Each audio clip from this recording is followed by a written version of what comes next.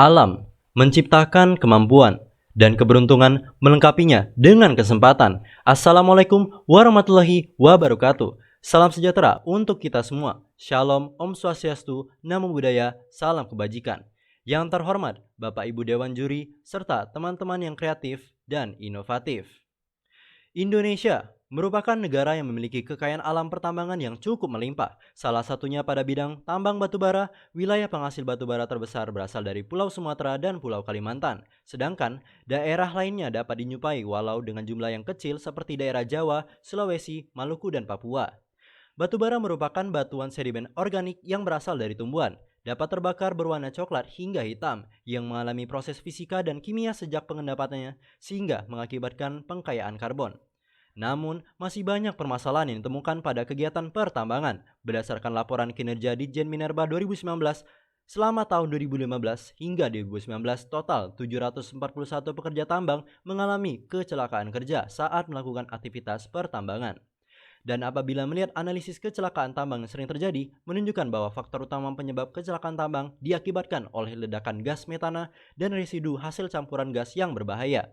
Maka dari itu, tidak hanya ledakan tetapi menghirup residu hasil reaksi zat reaktif yang menghasilkan gas karbon monoksida dengan dosis yang tinggi dapat mengganggu pengiriman oksigen ke jaringan tubuh dan berujung pada kematian.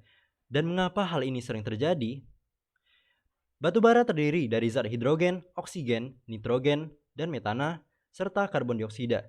Berdasarkan data tersebut, batubara memiliki kandungan gas metana sebesar 95 hingga 97%, yang merupakan gas paling berbahaya yang terendapkan di area pertambangan bawah tanah. Konsentrasinya rentang ledakan gas ini sebesar 5 hingga 15%.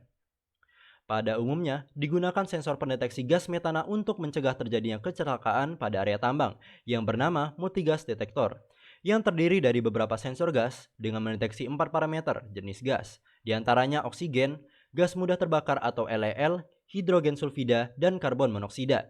Cara kerja alat ini adalah begitu alat dinyalakan, detektor mengukur konsentrasi gas di sebuah area. Sensor bereaksi terhadap kalibrasi yang akhirnya menunjukkan pada skala tertentu, konsentrasi gas melewati batasan skala aman. Setelah itu terdapat seleksi kondisi apabila iya, tanda peringatan akan otomatis muncul pada area tambang. Jika tidak, maka akan kembali mendeteksi konsentrasi gas.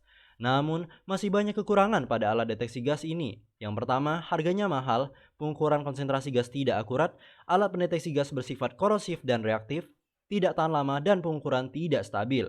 Meninjau permasalahan tersebut, kami, 3 mahasiswa Universitas Brawijaya dengan saya, Muhammad Dilani Noval, dan kedua teman saya Muhammad Ramadhani Prabowo dan Muhammad Iqbal Akbar di bawah bimbingan Bapak Eka Maulana STMTMN dengan bangga mempersembahkan Inovasi sistem sensor optik gas metana dengan metode polarization gas cell sebagai upaya preventif terhadap potensi kecelakaan pada underground mining.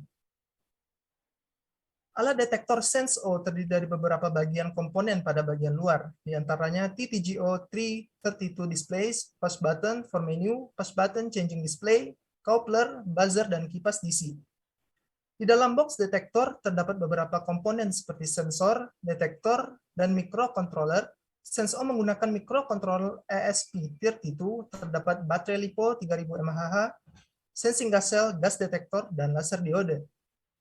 Cara kerja alat ini dimulai dengan masuknya gas metana ke dalam kipas DC yang diteruskan ke coupler. Setelah itu, gas metana masuk ke dalam sensing gas cell dan terjadi penyerapan cahaya yang masih terunpolarisasi masuk ke rotation mirror Faraday untuk diselaraskan dan terpolarisasi dengan S sebagai sumber cahaya yang tidak beraturan dan A dengan A aksen sebagai koordinat mirror rotation. Cahaya tersebut ditransmisikan ke coupler lalu terdapat fotodetektor pin yang digunakan untuk mengubah cahaya menjadi arus listrik.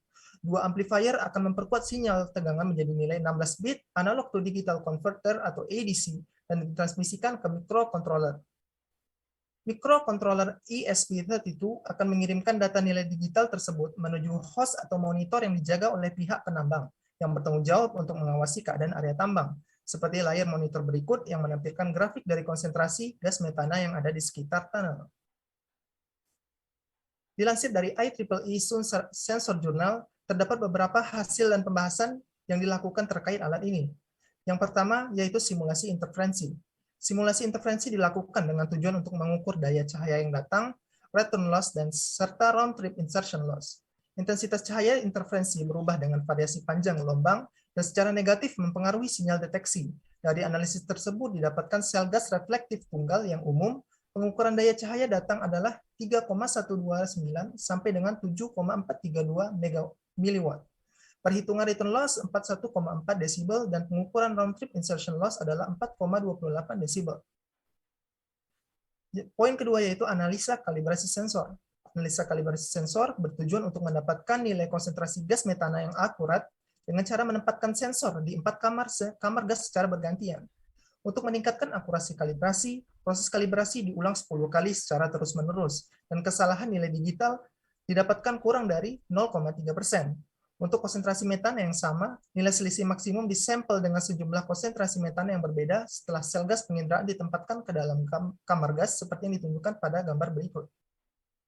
Untuk menguji keakuratan sensor, digunakan dua sel gas yang berbeda, satu dengan cermin konvensional dan satu lagi dengan cermin rotasi Faraday. Hasil yang ditunjukkan pada gambar A, di mana cermin Faraday digunakan di konsentrasi pada gambar B, di mana cermin biasa digunakan dalam konsentrasi sel gas. Jelas bahwa sel gas yang menggunakan rotasi polarisasi optik menghasilkan gangguan cahaya dan efek terkait. Analisa waktu respon sensor dilakukan untuk menghitung delay time yang terjadi saat sensor sedang mendeteksi metana. Pengukuran dianggap dapat diterima jika kesalahan konsentrasi kurang dari 1%.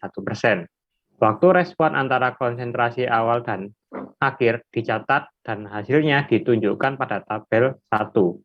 Hasil pengujian menunjukkan bahwa waktu respon sekitar 13 detik dalam kisaran konsentrasi gas metana antara 0 hingga 36.100 ppm dan dianggap dapat diterima untuk aplikasi lapangan. Dapat kami simpulkan dengan mengamati cermin konvensional dengan cermin terpolarisasi rotasi Faraday rotation mirror dalam menekan riak atau ripple menunjukkan bahwa sistem memiliki akurasi yang lebih baik dengan mempertahankan waktu respon yang tepat. Sel gas yang terpolarisasi terrotasi Faraday rotation mirror optik refleksi mudah beradaptasi untuk mendeteksi jejak gas lainnya.